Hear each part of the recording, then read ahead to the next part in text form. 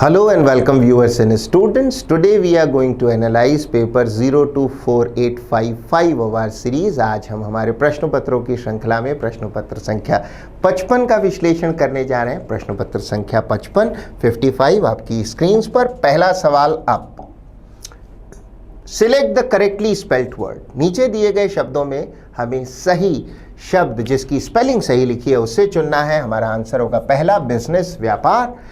अन्य शब्दों पर हमेशा ध्यान दीजिए, न्यूसेंस की सही स्पेलिंग होगी जब हम इस ई की जगह ए लिखें। न्यूसेंस का अर्थ है उत्पात या उत्पाती व्यक्ति। कोई समस्या अथवा समस्या का स्रोत न्यूसेंस है। किसी जगह से आती हुई बदबू या शोर न्यूसेंस है। वो व्यक्ति जो शराब पी के परेशान करे, बार बार किसी न किसी निवेदन को लेके परेशान करे या अन्य व्यवहार से परेशान करे, वो व्यक्ति अथवा ऐसी कोई चीज़, वो सभी न्यूसेंस है। तो बहुत शोर करने वाला व्यक्ति न्यूसेंस, और वो जो शोर कर रहा है वो भी न्यूसेंस। उत्पात या उत्पाती व्यक्ति। मेंटेनेंस का अर्थ है रख रखाव। मेंटेनेंस की स्पेलिंग में यहाँ ई नहीं ए होना चाहिए। मेंटेनेंस रख रखाव है। वैसे किसी तलाक की स्थिति में पत्नी को दिया जाने वाला भरण पोषण भी मेंटेनेंस है। सामान्य अर्थों में रख रखाव। कैलेंडर की सही स्पेलिंग में यहाँ DER नहीं DAR होना चाहिए। कैलेंडर है पंचांग।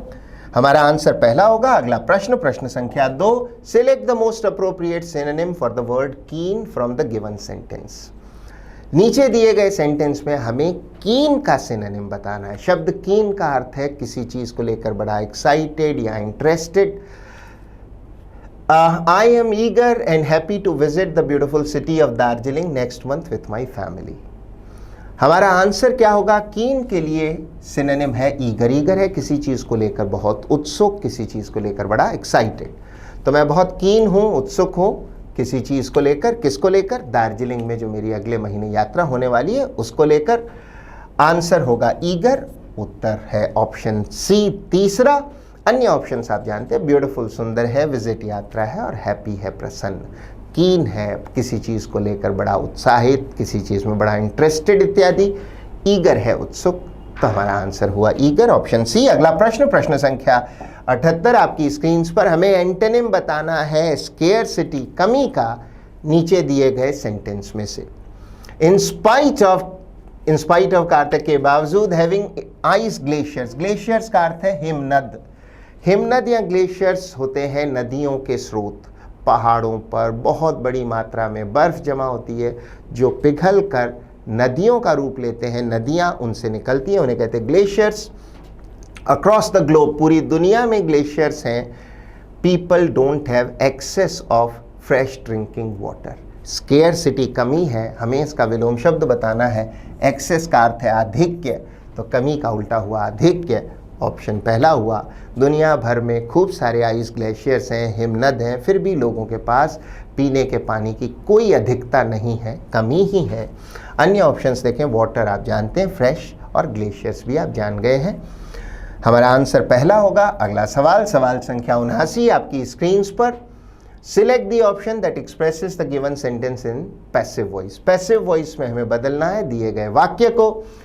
A sudden noise frightened the horse।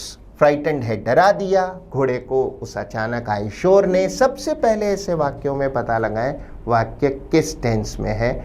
ये वाक्य एक्टिव वॉइस में है और इसका टेंस सब्जेक्ट के साथ सेकंड फॉर्म होने के कारण सिंपल पास्ट है। पैसिव वॉइस में हम जो इसका ऑब्जेक्ट है उसको नया सब्जेक्ट बनाएंगे और रचना होगी वॉज अथवा वर के साथ थर्ड फॉर्म। पैसिव वॉइस में बदलना है द हॉर्स वॉज फ्राइटेंड, क्योंकि हॉर्स सिंगुलर है, वॉज फ्राइटेंड सिर्फ एक ही ऑप्शन में, यही हमारा उत्तर होगा, अन्य कोई नहीं। निसंदेह the horse was frightened by a sudden noise. अचानक आए नॉइज से वो जो हॉर्स या घोड़ा था वो डर गया था। हमारा आंसर हुआ दूसरा। अगला प्रश्न, प्रश्न संख्या 80 आपकी स्क्रीन पर। Select the option appropriate option that can substitute the underline segment. जो रेखांकित सेगमेंट को बदल सके। रेखांकित सेगमेंट होना चाहिए ये। Must be used for feed. In today's world, आज की दुनिया में, technology must be use. Technology का यूज किया जाना चाहिए for feed the changing forces in society. For feed नहीं हो सकता, या तो हो फॉर फीडिंग, फॉर के साथ हमें आईएनजी फॉर्म या नाउन चाहिए अथवा जेरेंड जो नाउन का काम करे, या फिर उद्देश्य बताने के लिए टू के साथ फर्स्ट फॉर्म जिसे कहते हैं इन्फिनेटिव होना चाहिए। टू और फिर first form of the verb must be used to feed the changing forces in society. आज के विश्व में तकनीक का प्रयोग होना चाहिए, टेक्नोलॉजी का प्रयोग होना चाहिए बदलती हुई शक्तियों का पोषण करने के लिए समाज में।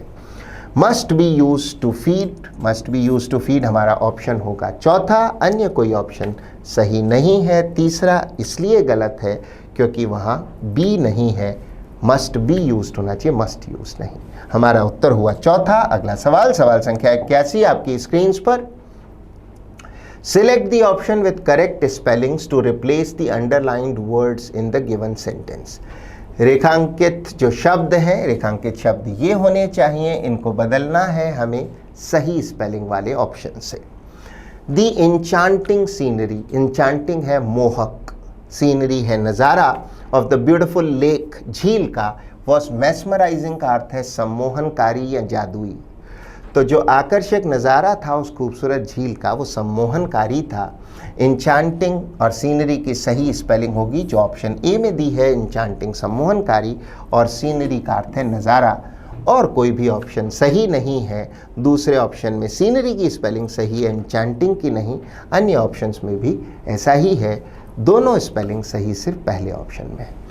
अगला सवाल, सवाल संख्या 82 आपकी स्क्रीन पर। अब select the option that expresses the given sentence in active voice. वाक्य पैसिव वॉइस में दिया है, हमें इसे एक्टिव वॉइस में बदलना है। The matches are being shown live on sports TV. Are being shown passive voice है, टेंस पहचानिए प्रेजेंट कंटिन्यूअस टेंस। हमें इस पैसिव वॉइस के वाक्य को एक्टिव में बदलना है, तो एक्टिव में हमारे पास होना चाहिए इज एम आर के साथ आईएनजी फॉर्म। स्पोर्ट्स टीवी, चूंकि स्पोर्ट्स टीवी सिंगुलर है, इज होगा is showing the matches live. Sports TV is showing सिर्फ एक ऑप्शन में है, पहला। पैसिव में दिया गया वाक्य था the matches are being shown live on sports TV, active हुआ sports TV is showing the matches live. अन्य कोई ऑप्शन सही नहीं, पहला उत्तर। आगे सवाल, सवाल संख्या 83 आपकी स्क्रीन पर। अब एक जम्बल्ड अप पैराग्राफ है, उसके खंडों को सही क्रम में जमाना है जैसे दिया है, पहले एक बार पढ़ लें। We need to understand where we are and that will require significant investment. Significant है काफ़ी, उसमें काफ़ी निवेश की आवश्यकता होगी। Where we are headed, headed का अर्थ है किसी दिशा में बढ़ते हुए होना, हम किस तरफ बढ़ रहे हैं। And in our data and information infrastructure, infrastructure का अर्थ है मूलभूत ढांचा। हमारे डेटा और सूचना के मूलभूत ढांचे में to stay ahead of these crisis. शब्द क्राइसिस जो है वो क्राइसिस संकट का बहुवचन है। क्राइसिस संकट है और संकट एक से अधिक हो तो क्राइसिस। हमें अनुमान लग गया है कि ये किसी तकनीकी संकट के बारे में पैसेज है और उसको कैसे ठीक किया जाए। आसानतम लिंक है, पढ़ने पर हम पाएंगे EAC। सबसे पहले शुरुआत ई से होगी, जरूर किसी क्रम में बात हो रही है तकनीकी संकटों से निपटने की। To stay ahead of these crisis, इन संकटों से, स्टे अहेड का अर्थ है उनसे आगे रहना, उनके आने से पूर्व ही निपटने की व्यवस्था करना। इन संकटों से स्टे अहेड करने के लिए, उनके उबर कर आने से पूर्व उनसे निपटने की व्यवस्था करने के लिए वी नीड टू अंडरस्टैंड, हमें आवश्यकता है हम समझें वेयर वी आर, हम कहाँ हैं, and where we are headed, और हम किस तरफ बढ़ रहे हैं।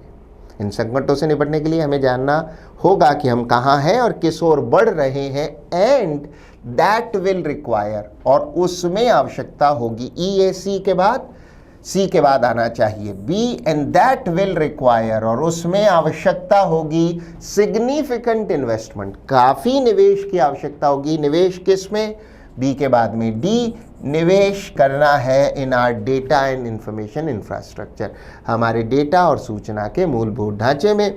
वो खंड ढूंढिए जिसमें ई के बाद AC हो और सी के बाद बी और बी के बाद अंत में डी हो। हमारा आंसर होगा ए। एक बार इस क्रम में पढ़ लीजिए। To stay ahead of these crisis, इन संकटों से आगे रहने के लिए, उनके आने से पूर्व निपटने की व्यवस्था करने के लिए हमें जानना होगा हम कहाँ हैं, where we are, and where we are headed. उसके बाद में and that will require significant investment in our data and infrastructure and information infrastructure. हमारा उत्तर हुआ पहला। अगला सवाल प्रश्न संख्या 84 आपकी स्क्रीन पर। अब हमारा निर्देश है select the most appropriate homophones to fill in the blanks. Blanks में भरने हैं होमोफोन्स। होमोफोन्स वे शब्द हैं जिनका उच्चारण एक सा हो। उदाहरण के तौर पर BEG बैग और BAG बैग इंग्लिश में होमोफोन्स हैं। Kindly accept my dash on your new hair cut, it dash your personality. Kindly accept my compliment. Compliment है सराहना, मेरी सराहना को स्वीकार करें। It dash your personality, it compliments your personality. ये आपके व्यक्तित्व को पूरा करता है। कॉम्प्लीमेंट का अर्थ है पूरक होना, राइट। जैसे खाने के साथ में सब्जी लें, सैलड लें, तो आप उसे कॉम्प्लीमेंट कर रहे हैं।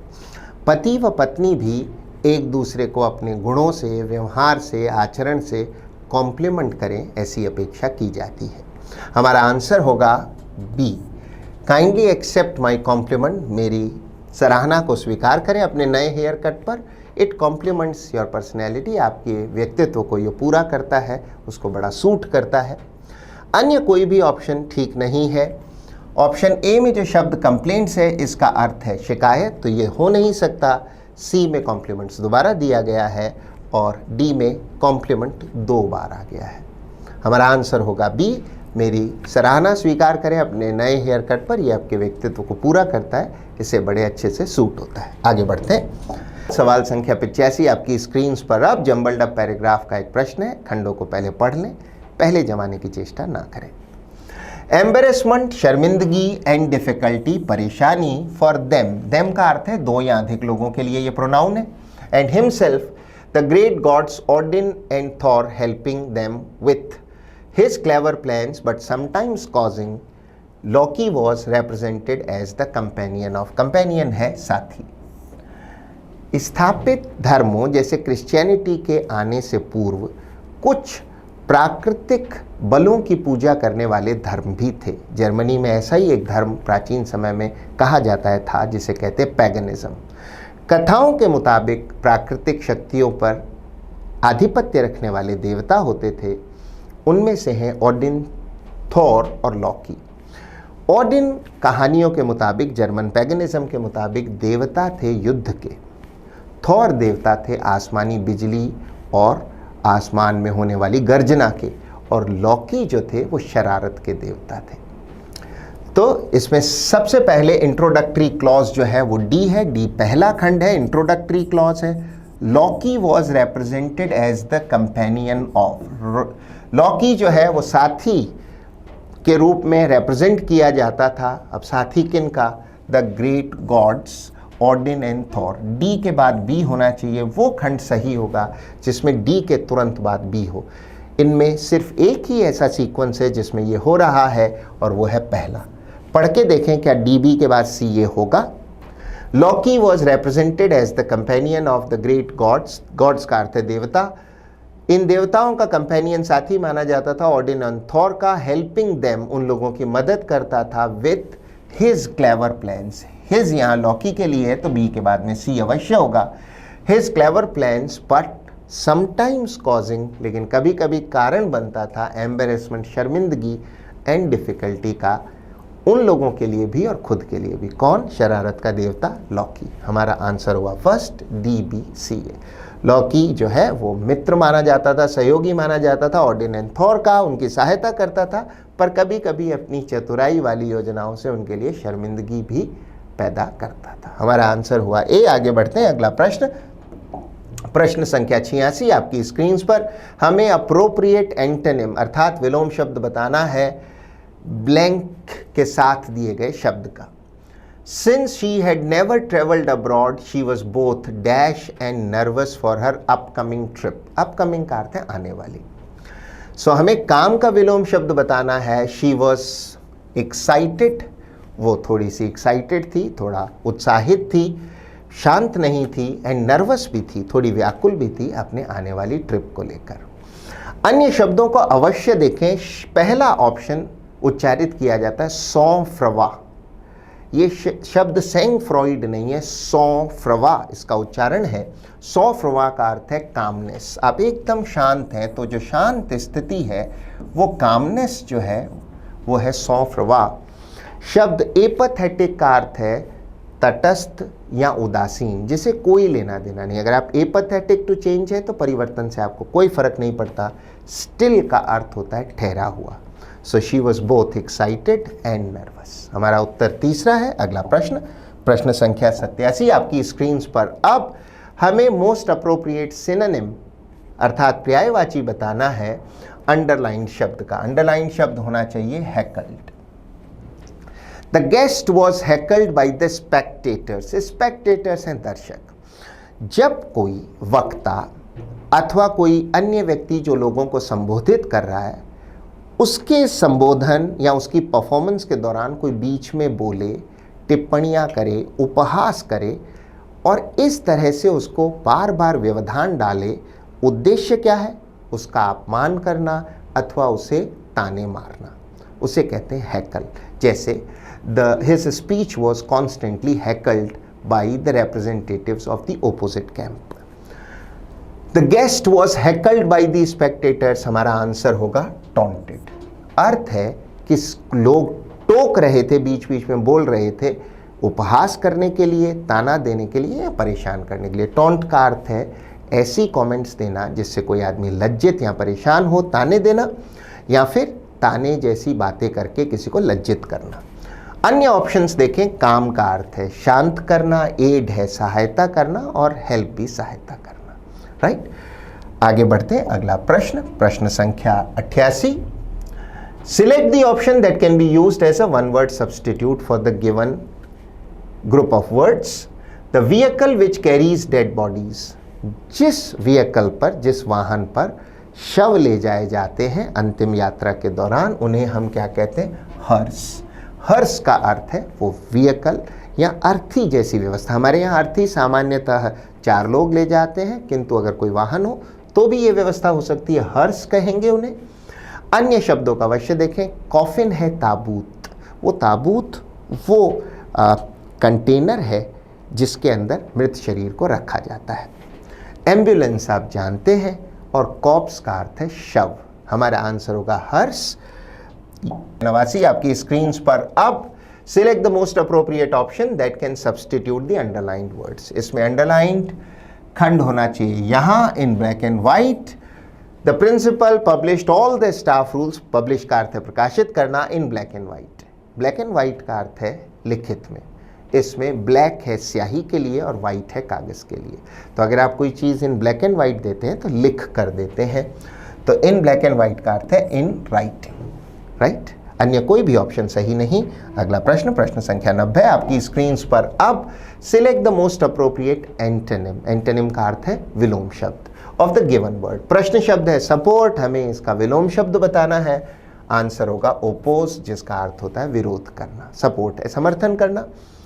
अलबत्ता अन्य ऑप्शंस देखें। स्टे का अर्थ है ठहरना, बेयर का अर्थ है सहन करना अथवा भालू, और स्टैंड का अर्थ है खड़े होना। अगला सवाल, सवाल संख्या 91 आपकी स्क्रीन पर। अब select the most appropriate meaning of the underlined idiom. रेखांकित इडियम का हमें मीनिंग बताना है। रेखांकित इडियम ये होनी चाहिए, costs N arm and a leg. The new electric car costs N arm and a leg. Cost N arm and a leg मुहावरे का अर्थ है बहुत भारी कीमत चुकानी पड़े जिस चीज़ की, बहुत महंगी हो जो। If something cost you N arm and a leg means बहुत महंगी है, बहुत कीमत चुकानी पड़ेगी। आंसर होगा is very expensive. The new electric car is very expensive. अन्य कोई भी ऑप्शन इसके समीप नहीं पहुंचता है। Needs physical strength. Physical strength का अर्थ है शारीरिक शक्ति की जरूरत होगी, नहीं, ये बिल्कुल नहीं। आंसर बी होगा। आगे बढ़ते हैं ना। प्रश्न संख्या 92 आपकी स्क्रीन पर। Select the most appropriate option that can substitute the underline segment. हमें अंडरलाइन सेगमेंट का सब्स्टिट्यूशन बताना है। अंडरलाइन सेगमेंट होना चाहिए यहाँ। She can draw very well and just as creative. She can draw, वो बहुत अच्छे से ड्राइंग कर सकती है और उतना ही क्रिएटिव तरीके से। क्रिएटिव है सृजनात्मक। चूंकि शी कैन ड्रॉ एक वर्ब है, हमें इसके साथ में एक एडवर्बियल एक्सप्रेशन चाहिए। She can draw very well and verb की विशेषता बतानी है, ड्रॉ कैसे कर सकती है, एज क्रिएटिव नहीं एंड जस्ट एज क्रिएटिवली। हमारा आंसर कौन सा ऑप्शन होगा, जस्ट एज क्रिएटिवली। क्रिएटिव में हमें ly जोड़ना है। वो अच्छे से ड्राइंग कर सकती है और उतनी ही सृजनात्मक रूप से, अर्थात उसकी ड्राइंग जो है वो सिर्फ नकल नहीं है, वो नए चित्र बनाती है कल्पना से, सृजन से। And just as creatively she can draw. हम एक वर्ब की बात कर रहे हैं तो एडवर्बियल शब्द होना चाहिए, एडवर्ब होनी चाहिए, एंड एज क्रिएटिवली आंसर होगा दूसरा। अगला सवाल, प्रश्न संख्या 93 आपकी स्क्रीन पर। अब दिए गए स्टेटमेंट को रिप्लेस करना है किसी इडियम या मुहावरे से। स्टेटमेंट है, it is better to get less than what you want than get nothing. आप जो चाहते हैं उससे कम पा लेना अच्छा है बनिस्बत इसके कि कुछ ना मिले। कुछ ना मिलने की तुलना में कुछ थोड़ा पा लेना बेहतर। हमारा आंसर होगा पहला option, half a loaf is better than none. Loaf शब्द का शाब्दिक अर्थ है पाव रोटी। यदि डबल रोटी एक यूनिट के रूप में सेकी जाए तो उसे कहते हैं लोफ। जो बन आप बड़े चाव से खाते हैं वो भी लोफ ही है। So half a loaf is better than none अथवा half a loaf is better than no bread का अर्थ है शून्य से आधी रोटी अच्छी, अर्थात कुछ नहीं से थोड़ा भला। वेस्ट नॉट वांट नॉट का अलबत्ता अर्थ है फिजूल मत गंवाइए, कमी नहीं पड़ेगी, अर्थात किफायत से चले। Where there is smoke there is fire, option C का अलबत्ता अर्थ है यदि धुआं है तो आग भी होगी, अर्थात कोई बुरी बात कही जा रही है अथवा अफवाह चली है तो उसके पीछे कोई कारण, कोई सच्चाई, कोई जड़ अवश्य होगी। अ storm in a tea cup का यद्यपि अर्थ है तिल का ताड़ या बात का बतंगड़। अगर बात का बतंगड़ हो रहा है तो ये है a storm in a tea cup. हमारा आंसर ए होगा, half a loaf is better than none. आगे बढ़ते हैं, अगला प्रश्न संख्या 94 आपकी स्क्रीन पर। अब select the option that expresses the following sentence in superlative degree of adjective. हमारा वाक्य है, it looks like our bad fears are coming true. हमें सुपरलेटिव डिग्री एडजेक्टिव की चाहिए हमारे आंसर में, और इस वाक्य में एडजेक्टिव है बैड। आप जानते हैं एडजेक्टिव की 3 डिग्रीज होती हैं, पॉजिटिव, कंपैरेटिव और सुपरलेटिव। गुड की सुपरलेटिव डिग्री बेस्ट है, टॉल की टॉलेस्ट, बिग की बिगेस्ट, मच की मोस्ट। उसी तरह बैड की सुपरलेटिव डिग्री है worst. Bad positive, worse comparative और वर्स्ट सुपरलेटिव। हमारा उत्तर होगा option 3 C, it looks like our worst fears are coming true. ऐसा लगता है हमारे सबसे बुरे डर सच हो रहे हैं। अन्य कोई ऑप्शन समीप भी नहीं पहुंचता, किसी अन्य ऑप्शन में सुपरलेटिव डिग्री नहीं है। आंसर होगा तीसरा सी। आगे बढ़े, अगला प्रश्न संख्या 95 आपकी स्क्रीन पर। अब रीअरेंजमेंट ऑफ सेंटेंसेस का प्रश्न है। 4 खंड जंबल डब है, इन्हें सही क्रम में जमाना है। पहले जैसे दिया है वैसे पढ़ लें, हल करने की विशेष चेष्टा ना करें। Written in unadorned Sanskrit prose. Unadorned का अर्थ है सादगीपूर्ण या सादा, क्योंकि अडॉर्न का अर्थ है सजाना, डेकोरेट करना। तो बिल्कुल सादगीपूर्ण या सादा संस्कृत प्रोज में लिखा गया है। प्रोज का अर्थ है गद्य। जब चीज पैराग्राफ के रूप में लिखी है तो प्रोज है, और कविता के रूप में है तो वर्स है। बिल्कुल सादा संस्कृत प्रोज में गद्य में लिखी गई है। One of the world's earliest books, दुनिया की किताबों, सबसे पहले आने वाली किताबों में से एक। डिवोटेड का अर्थ है समर्पित, और स्टेट क्राफ्ट का अर्थ है शासन कला। राजकाज की विधि या शासन कला को स्टेट क्राफ्ट कहते हैं। ये समर्पित है शासन कला को या राजकाज की कला को। द अर्थशास्त्र इज, हम समझ गए हैं, यह अर्थशास्त्र के विषय में है। पढ़ने पर हम जानते हैं कि इसमें सबसे आसान लिंक है पहला DB। The Arthashastra is one of the world's earliest books, दुनिया की शुरुआती किताबों में से एक है। उसके उपरांत BC, devoted to statecraft, statecraft को ये समर्पित है और लिखी गई है in unadorned Sanskrit prose. D के बाद B हो, B के बाद C हो और फिर अंत में A हो। ऐसा कौन सा ऑप्शन है जिसमें ये बातें हो रही हैं? और आंसर है पहला। फिर से पढ़ लीजिए, the Arthashastra is one of the world's earliest books, दुनिया की प्राचीनतम या सबसे शुरुआती किताबों में से एक है। डिवोटेड टू स्टेट क्राफ्ट, शासन कला या राजकाज की विधि को समर्पित। Written in unadorned Sanskrit prose. Unadorned है, बिल्कुल सादगीपूर्ण या सरल सरल संस्कृत गद्य में लिखी गई। उपलब्ध विकल्पों में हमारा उत्तर होता है ए। यद्यपि एक और क्रम हो सकता है और वो हो सकता है CDBA। एक बार इस पर विचार करके देखें। डिवोटेड टू स्टेट क्राफ्ट, ये ओपनिंग स्टेटमेंट है, समर्पित है ये शासन कला को या राजकाज की विधि को। द अर्थशास्त्र इज, अर्थशास्त्र क्या है, one of the world's earliest books, दुनिया की शुरुआती किताबों में से एक, रिटन इन, जो लिखी हुई है अनअडॉर्न्ड संस्कृत प्रोस, सरल संस्कृत गद्य के रूप में। CDBA भी सही विकल्प हो सकता था, किंतु हमारे पास जो ऑप्शन है उनमें CDBA नहीं है, हमारा आंसर ए ही होगा। राइट, आगे बढ़ते हैं। अगला प्रश्न, 5 प्रश्नों का समुच्चय जिसे कहते हैं cloze test. 5 fill in the blanks के प्रश्न हैं। एक साथ इसे करने की सही विधि है, पहली बार में हल ना करें, पूरा पढ़ लें और याद रखें, उसके बाद हल करें। अंत में एक और बिंदु, ब्लैंक के आगे तक पढ़ें। A couple of minutes later, 2-1 minute बाद, a woman came running towards the desk. Desk की तरफ एक औरत दौड़ती हुई आई। As soon as she sees the little girl, she shouts and dash up to her. She lifts the girl into her arms. अपनी बाहों में उठा लेती है and holds her very tight. Holds her very tight या tightly का अर्थ है जोर से पकड़ लेती है। Then she separates herself from her daughter and looks at her. और फिर वो अपने आप को अपनी बेटी से अलग करती है, देखती है। Dash while she says, quote, I am here, मैं यहाँ हूँ, Andrea, everything is okay, I love you Honey. Honey प्यार का संबोधन है, अपनी बेटी को हनी कह के संबोधित करती है और कहती है एंड्रिया मैं यहाँ हूँ, सब ठीक है। Then she turns and dash the man, thank you so much sir, she says. इसको पढ़कर हमें खासा अच्छा अनुमान लग गया है कि किसी महिला और उसकी बेटी के बारे में, और शायद वो बेटी उससे बिछड़ गई थी, अब मिल गई है। अब हल करें और ब्लैंक के आगे तक पढ़ें। A couple of minutes later, 2-1 minute बाद, a woman came running towards the desk. Desk की तरफ एक महिला दौड़ती हुई आई। As soon as she sees the little girl, जैसे ही वो अपनी बेटी को देखती है, she shouts and dash up to her and runs up to her. दौड़कर उसके पास पहुंचती है। अन्य ऑप्शन अवश्य देखें हमेशा की तरह। चेस का अर्थ है पीछा करना, स्टेयर का अर्थ है घूरना या टकटकी लगा के देखना, और कम से आना।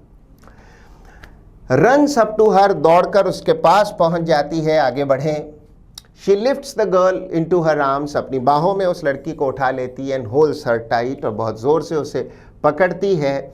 Then she separates, और फिर वो खुद को अलग करती है from her daughter and looks at her, और देखती है उसके dash looks at her face, उसके चेहरे की तरफ देखती है। Look at somebody's face, उसके चेहरे की तरफ देखती है। अन्य ऑप्शन देखिए, looks at her eyes नहीं, looks into her eyes हो सकता था। Mouth मुंह है, बॉडी शरीर है, हमारा आंसर होगा looks at her face. While she says, वो कहती है, आगे बढ़ें। While she says, quote, I am here Andrea, everything is okay, I love you honey. और फिर इस दौरान वो कहती है एंड्रिया मैं यहीं हूँ, सब कुछ ठीक है, मैं तुमसे बहुत प्यार करती हूँ। Then she turns and dash the man, वो घूमती है and dash the man क्या होगा, greets the man, किसी का अभिवादन करना, शिष्टाचार से किसी को संबोधित करना, high, hello, good morning, good afternoon कहना, ये सभी ग्रीटिंग्स हैं। और ग्रीट करती है, शिष्टाचार से संबोधित करती है द मैन, उस व्यक्ति को। अन्य ऑप्शंस देखें। थैंक का अर्थ है धन्यवाद देना, डिस्क्रीट का अर्थ है विवेकपूर्ण या समझदारीपूर्ण, और रिजेक्ट है अस्वीकार करना। आप कह सकते हैं कि थैंक्स क्यों नहीं होगा, देखिए थैंक यू ठीक आगे दिया हुआ है, इसलिए थैंक्स नहीं होगा। हमेशा ब्लैंक के आगे तक पढ़ें, इससे आपको लाभ होगा। ग्रीट्स द मैन, आगे बढ़ें। Thank you so much sir, बहुत बहुत धन्यवाद sir. She says, quote, we got separated in the crowd earlier, हम भीड़ में एक दूसरे से अलग हो गए थे, बिछड़ गए थे। My daughter is deaf, deaf का अर्थ है जो जिसके सुनने की क्षमता समाप्त हो गई है, जो बहरा है। मेरी बेटी बहरी है, सुन नहीं सकती है। So I could not make an dash over the speakers, I could not make an announcement, मैं घोषणा नहीं कर पा रही थी या करवा पा रही थी स्पीकर्स पर, क्योंकि बेटी जो है वो सुन नहीं सकती थी। अन्य ऑप्शन अवश्य देखें। क्लेम है दावा, नोटिफिकेशन का अर्थ है अधिसूचना या सार्वजनिक सूचना, असर्शन का अर्थ है अभिकथन या विश्वास पूर्वक या दृढ़ता से कहा गया कथन। हमारा उत्तर होगा announcement. I could not make an announcement over the speakers. आगे बढ़े। For her I was looking for her everywhere. I was so worried. मैं उसको हर जगह ढूंढ रही थी। लुक फॉर का अर्थ है तलाश करना, और मैं कितनी चिंतित थी, unquote. Now the man understands. अब उस आदमी को समझ में आता है why the little girl did not look at him, कि वो लड़की उसकी तरफ लड़की ने क्यों नहीं देखा। Until he dash her shoulder, until he felt. Felt हम लेंगे पास्ट में, क्योंकि इस खंड में बात हो रही है पास्ट की। Did not look at him until he felt her shoulder. यहाँ फील अथवा पास्ट टेंस में फेल्ट का अर्थ है छू के टटोलना, छू कर किसी चीज़ को महसूस करना। तो उस व्यक्ति ने जब तक उसके कंधे को पकड़ा या छूकर नहीं टटोला, तब तक लड़की ने उसकी तरफ क्यों नहीं देखा, ये बात अब वो व्यक्ति समझ गया, क्योंकि लड़की सुन नहीं सकती थी। अन्य ऑप्शंस देखें। टचेस नहीं हो सकता, डिड नॉट लुक पास्ट में है। कॉन्टैक्ट संपर्क करना है, और क्रैक का अर्थ है टूटना। हमारा उत्तर होगा फेल्ट। राइट। सो ये था आपका विश्लेषण पेपर 55 का। I hope you learn something from it. अच्छे रिजल्ट्स के लिए इसे फिर देखें, रिवाइज करें। इसमें जो वोकैबुलरी आपने सीखी है, नोट की है, उसे लिखें, याद करें और अपने एग्जाम्पल सेंटेंसेस में यूज़ करें। Keep trying, keep working. Thank you and bye bye.